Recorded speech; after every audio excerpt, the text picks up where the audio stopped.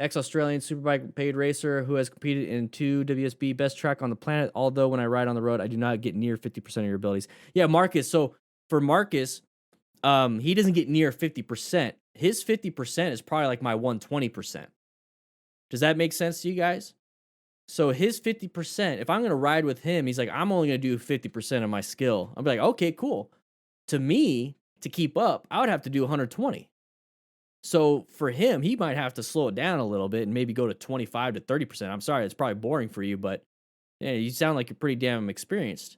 So think about that when you're riding with new riders. So you're 50% as a novice, amateur, just somebody that's been riding for 5 years, and all of a sudden you have a beginner. Your 50 to 80% could be their 80 to 150%. So just realize that it's all switched around. Just all you have to modulate how you're mentoring somebody based off of their skill, not your skill. Use your skill as a learning movement and moment for them, but get to their skill when you're riding together because you don't want them to try to keep up. You don't want them to try to haul butt. You don't want them to go past their skill level just to ride with you. No, no, no, no, no, no. Don't do that, guys.